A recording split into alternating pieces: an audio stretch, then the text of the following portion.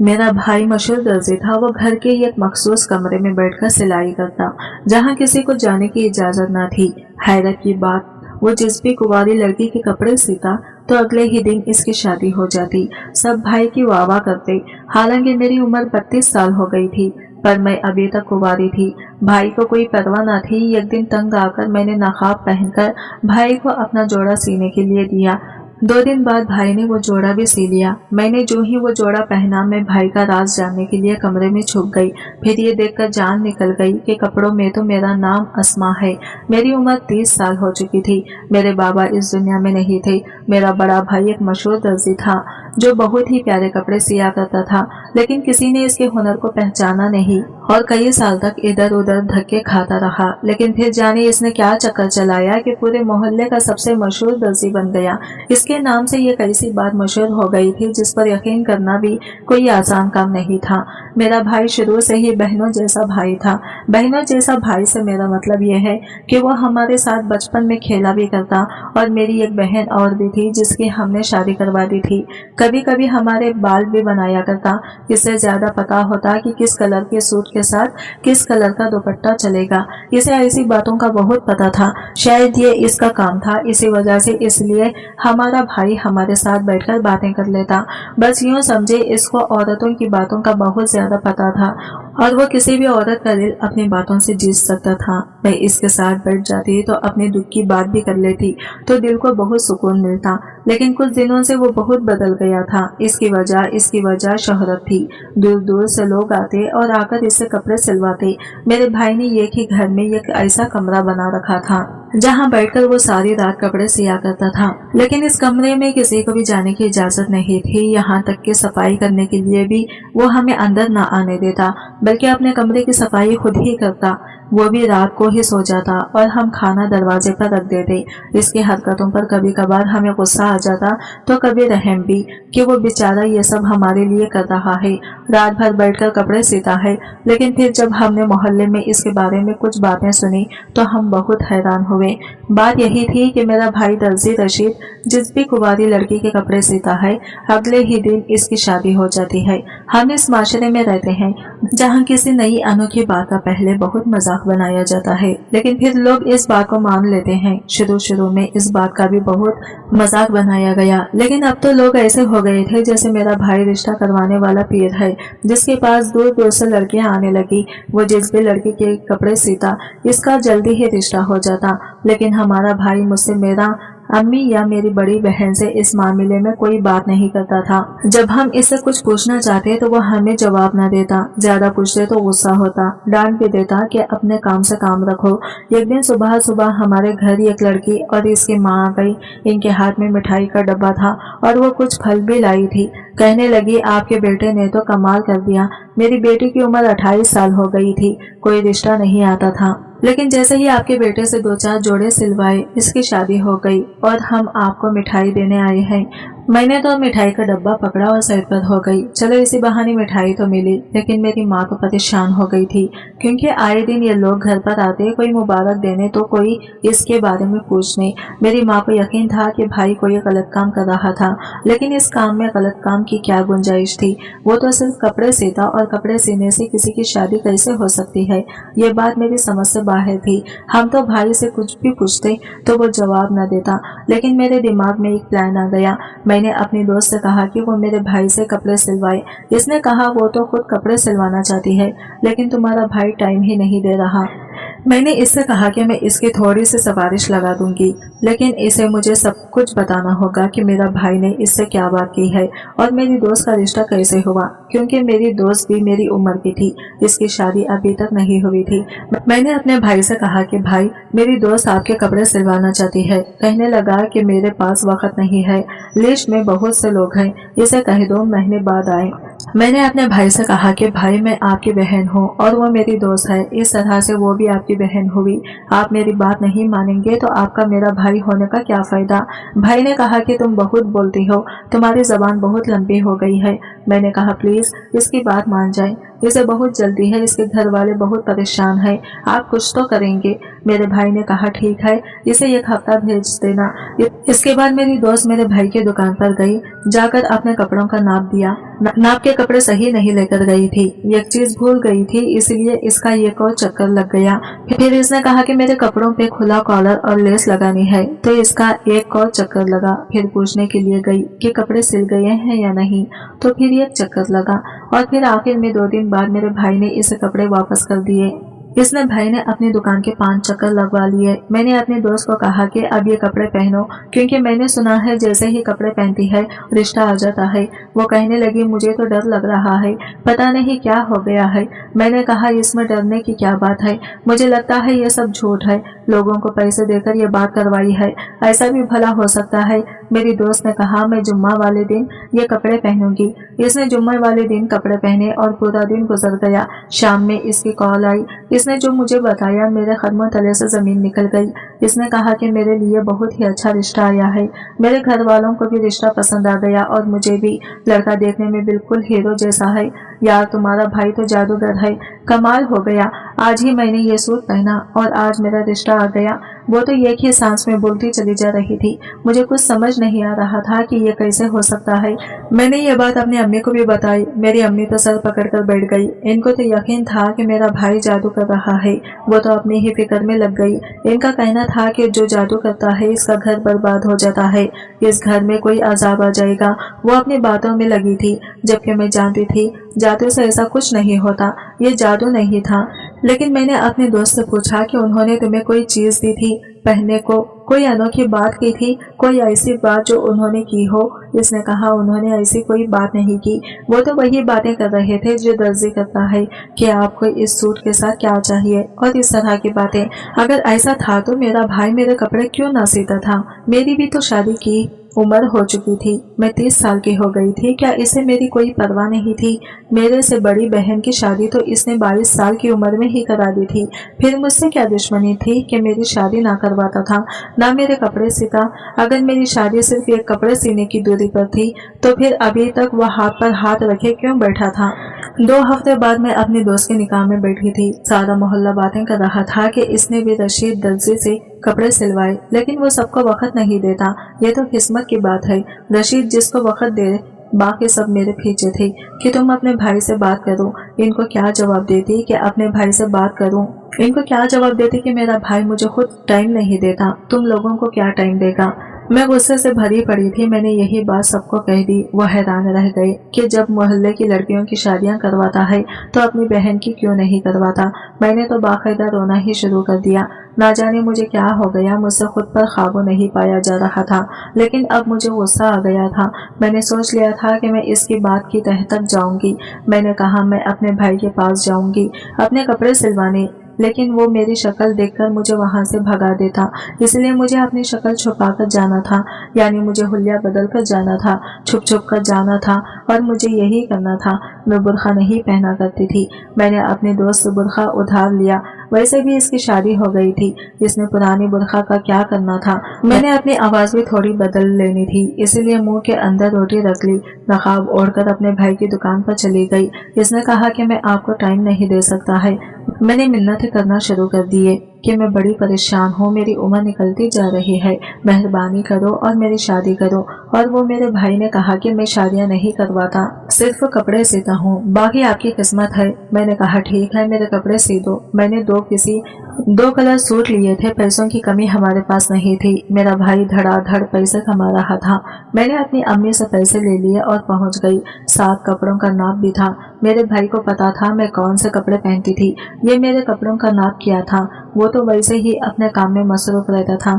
میرے بھائی نے مجھ سے کپڑوں کا ناپ لیتے میرا نام پوچھا، جو کہ میں نے غلط بتایا، عمر پوچھی تو وہ بھی تھوڑی آگے پیچھے بتائی، پھر پوچھا آپ کی فیملی میں کون کون ہے، آپ کیا کرتی ہیں، سارا کچھ پوچھ رہا تھا۔ میں نے سب کچھ بتایا۔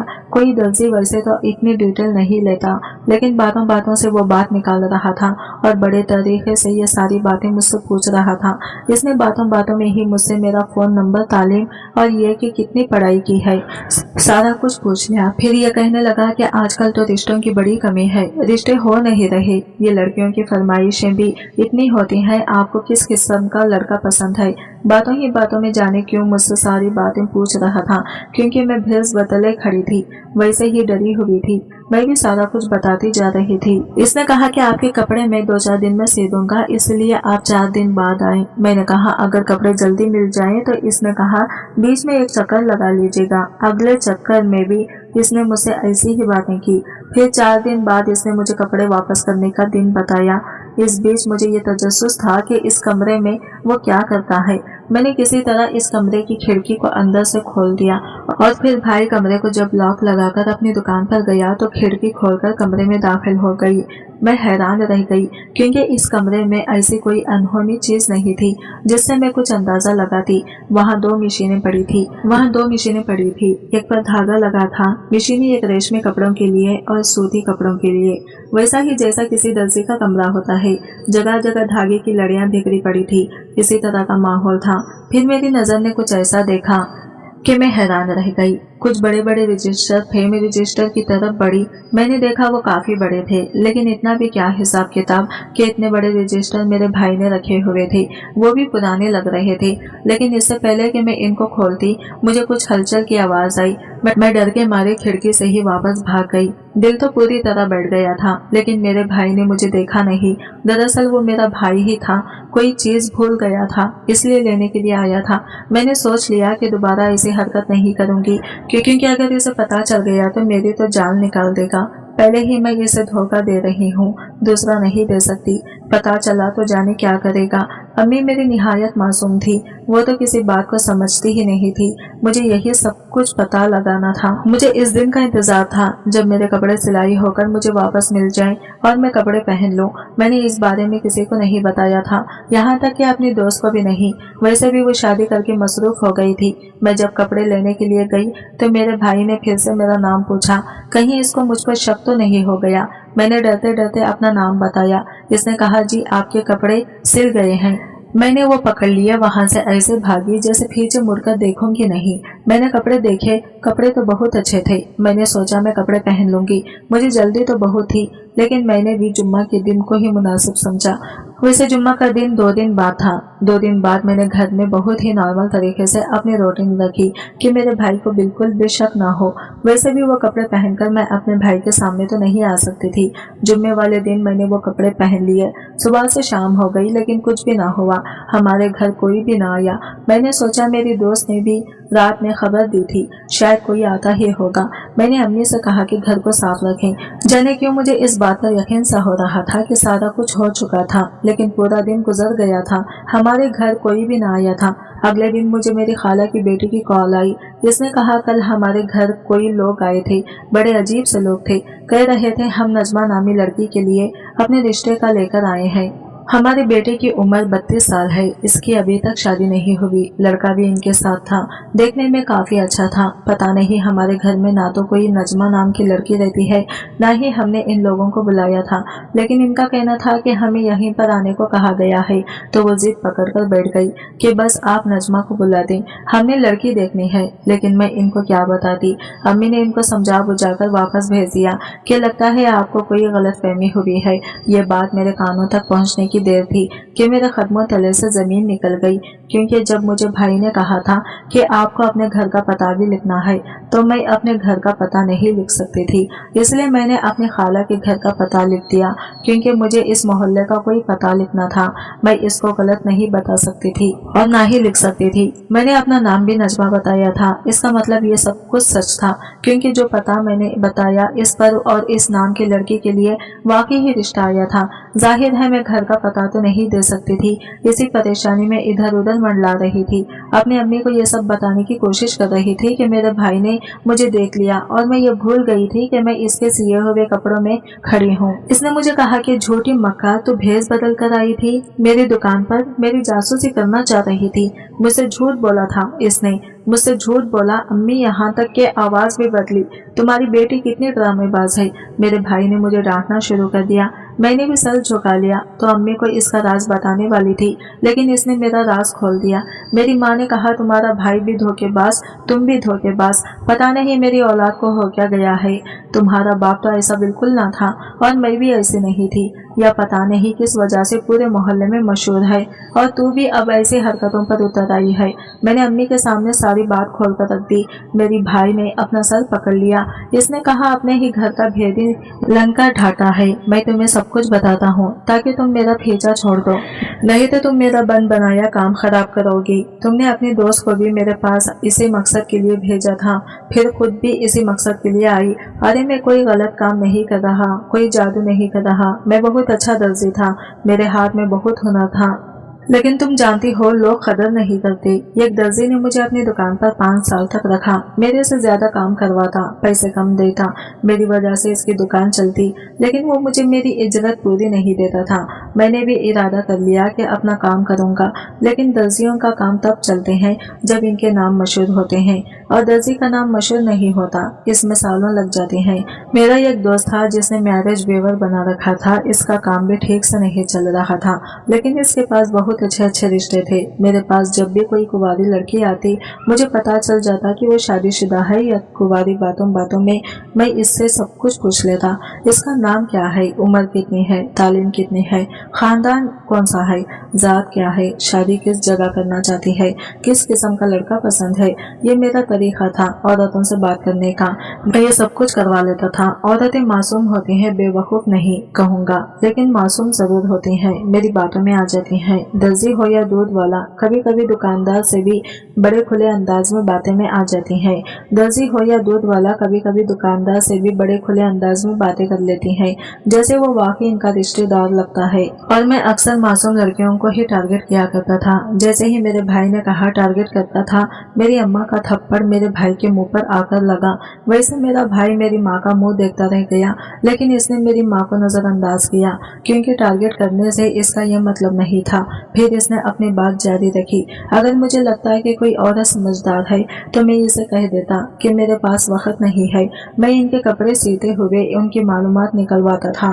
फिर इस मालूमात के ऐन मुताबिक मैं अपने दोस्त को कहकर रिश्ता तलाश करवाता। वो रिश्ता 2 दिन बाद इनके घर भेज देता। तो फिर जब इनको इनके मतलब की चीज मिल जाएगी तो वो इनकार क्यों करेगी। अब आप लोगों को समझाया कि मेरा काम करने का तरीका क्या है। अब मुझे भी समझ आ गई थी। वो रजिस्टर मैंने भाई के कमरे में देखे थे, वो भी शायद शादी के रिश्तों की मालूमात के थे। मेरे भाई ने कहा कि यह बात किसी को बताना नहीं चाहता, इसलिए अपने आप को मशकूक बना लिया, बदतमीज बन गया कि लोग मुझसे ज्यादा सवाल ना करें। मैं यूं किसी के रिश्ते करवाने वाला दर्जी मशहूर हो गया। मेरे काम में बहुत बरकत आ गई। मेरे इस दोस्त का काम भी चलने लगा। साल में इसको कहीं 12 क्लाइंट भी मुश्किल से मिलते थे। अब हर हफ्ते बाद एक लड़की की शादी करवाता है। अगर हम सबसे ऐसे करते हैं तो इसमें भला बुरा ही क्या है। हमारा तरीका शायद थोड़ा अजीब है, लेकिन हमारी नीयत बुरी नहीं है। माँ, तेरा बेटा लोगों के घर बसाता है, अब तेरा दिल कर रहा है तुम मेरे मुंह पर दूसरा थप्पड़ भी मार दो। मेरी माँ ने सर झुका लिया, मेरे भाई के सर पर हाथ फेरकर इसको प्यार किया। फिर अपने भाई से कहा, अगर ये सब ऐसा तो अभी तक मेरी शादी क्यों नहीं करवानी, मैं तेरी अपनी बहन थी ना। इसने कहा, पागल, तेरे लिए मुनासिब रिश्ता तलाश कर रहा था। तेरे लिए मुझे इस तरीके से रिश्ता तलाश करने की जरूरत नहीं थी। तेरे लिए तो मैं सबसे अच्छा रिश्ता ढूंढूंगा। तू समझकर तेरा भाई मुश्किलों में फंस गया था। हर दिन यही सोचता था कि बस आज काम कर लूंगा, ये कर लूंगा। यूं करते करते इतना वक्त गुजर गया, लेकिन देर में कभी भी बरकत होती है। मैंने तेरे लिए रिश्ता देख लिया, मैं तेरी शादी धूमधाम से करूंगा। और तुम क्या चाहती थी कि मैं तुझे खाली हाथ रुखसत करूं? पहले तुम्हारा जहेज भी तो बनाना था, वही बनाने में लगा हुआ था। इस दिन बड़ी जासूस बनकर मेरे कमरे में आई थी। जरा आंखें फाड़कर पर्दे के पीछे भी देख लेती, तेरा जहेज ही तो पड़ा था। मैंने पर्दे के पीछे नहीं देखा था क्योंकि मुझे वहाँ कपड़े नजर आ रहे थे। मैंने सोचा वहाँ कपड़े ही होंगे। मैंने भी सर झुका लिया। मेरे भाई ने मेरे सर पर हल्का सा थप्पड़ मारा और कहा, आइंदा इस तरह की कोई हरकत ना करना, और अब शादी की तैयारियां करें। जो चाहे मुझे लीस्ट बना कर दो, मेरे तुम्हारे लिए ले आऊंगा। मेरी आंखों में खुशी के आंसू आ गए। मेरी माँ ने भी हम दोनों को प्यार किया। मेरा भाई ठीक कहता था। इसका तरीका शायद अजीब था, लेकिन फिर भी वो लोगों की शादियां करवा रहा था। आजकल के दौर में बेटी का रिश्ता करवाना इतना मुश्किल हो चुका है कि जिसकी कोई हद नहीं है। ऐसा नहीं है कि सिर्फ रिश्ता कम है, या लोग पैसे दौलत के पीछे भाग रहे हैं। आजकल लड़कियां भी तो अपनी पसंद से शादी करना चाहती हैं। मैं ये सर उठाकर कह सकती हूँ कि मुझे मेरे भाई पर फख्र है। वो जो भी कर रहा है अच्छा कर रहा है। आज की वीडियो कहानी आपको कैसे लगी कमेंट करके जरूर बताएगा, और वीडियो अच्छी लगी है तो लाइक शेयर जरूर कीजिएगा, हमारे चैनल को सब्सक्राइब करें फ्रेंड्स। मिलते हैं अगले वीडियो के साथ, तब तक के लिए बाय बाय, टेक केयर, अल्लाह हाफिज।